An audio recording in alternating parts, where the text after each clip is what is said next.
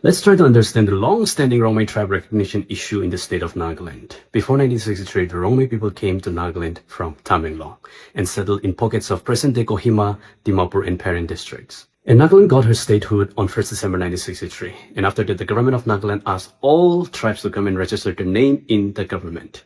Accordingly, the Zelengrong representatives went to register their names, but they allegedly registered only Zeleng tribe.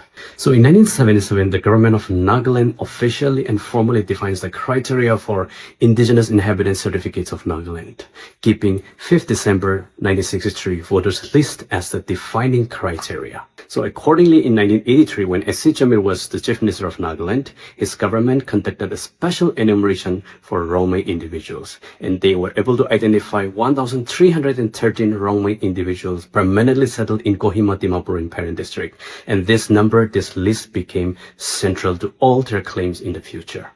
And in 2007, the government of Nagaland constituted a fact-finding committee to verify and compile the list of Rongmei indigenous inhabitants in Nagaland on the basis of 1983 enumeration and pre-1963 settlement claims. The State Fact-Finding Committee of Nagaland State recommends that the descendants of the 1,313 Rongmei individuals be granted indigenous status for individual benefits, explicitly not recognition of the whole Rongmei tribe as one of the Naga tribes of Nagaland. And on July 23, in the same year 2012, the government of Nagaland recognized Rongmei as one of the Naga tribes of Nagaland, and then the opposition began from the civil society organizations like the NTC Nagaland Tribe Council and the CNDC Central Nagaland Tribes Council.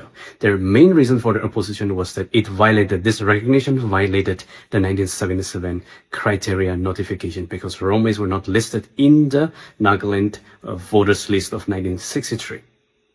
And also on top of that, the Gauhati High Court directed Nagaland State not to issue any indigenous certificates to the Rongmei people because for the same reason as it violated the 1977 notification issued by government of Nagaland. And as a response to that, in April 2017, the government of Nagaland finally withdrew that recognition given to Rongmei community in 2012. Now, this issue has resurfaced once again in 2026. So following the cabinet approval that took place in February, now the Home Department on May 8, 2026, which was just last week, issued a notification that all the 1,313 Rongmei individuals and their direct descendants may be issued Scheduled Tribe Certificate in Nagaland State. But what will this certificate do? This certificate will give them opportunity and access to all central government jobs and all central educational opportunities that come to the state of Nagaland.